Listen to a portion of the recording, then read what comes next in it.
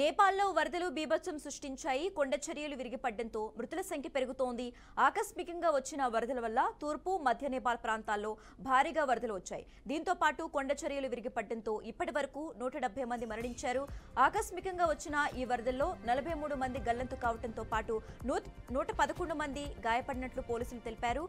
గత 40 నుంచి 45 ఏళ్లలో ఇలాంటి వరదలు ఎప్పుడూ రాలేదని స్థానికులు చెబుతున్నారు. వరదల కారణంగా దేశంలోని చాలా ప్రాంతాల్లో జనజీవనం స్తంభించింది. 322 ఇళ్లు, 16 వంతెనలు వరదల్లో దెబ్బతిన్నట్లుగా అధికారులు ప్రకటించారు. వేల మందితో సహాయక చర్యల్లో పాల్గొని వీలైనంత మంది ప్రజల ప్రాణాలను కాపాడేందుకు ప్రయత్నిస్తున్నారు. బాగమతి నది అయితే ప్రమాద స్థాయిని మించి ప్రవహిస్తోంది.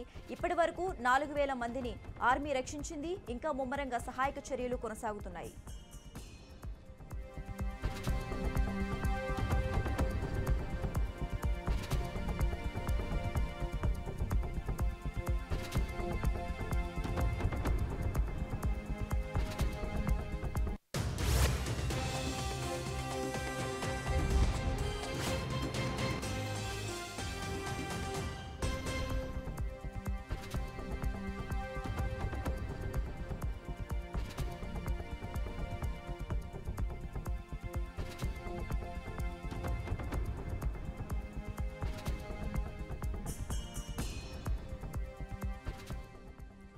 నేపాల్లో వరదలు బీభత్సం సృష్టించాయి. కొండ చర్యలు విరిగిపడడంతో మృతుల సంఖ్య పెరుగుతోంది.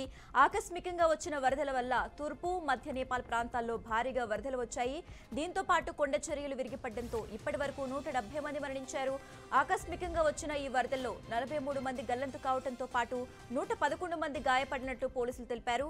గత 40 నుంచి 45 ఏళ్లలో ఇలాంటి వరదలు ఎప్పుడూ రాలేదని స్థానికులు చెబుతున్నారు. వరదల కారణంగా దేశంలోని చాలా ప్రాంతాల్లో జనజీవనం స్తంభించింది. 322 ఇళ్లు, 16 వంతెనలు వరదల్లో దెబ్బతిన్నట్లుగా అధికారులు ప్రకటించారు. వేల మంది సహాయక చర్యల్లో పాల్గొని వీలైనంత మంది ప్రజల ప్రాణాలను కాపాడేందుకు ప్రయత్నిస్తున్నారు. బాగమతి నది అయితే ప్రమాద స్థాయిని మించి ప్రవహిస్తోంది. ఇప్పటి వరకు 4000 మందిని ఆర్మీ రక్షించింది. ఇంకా ముమ్మరంగా సహాయక చర్యలు కొనసాగుతున్నాయి.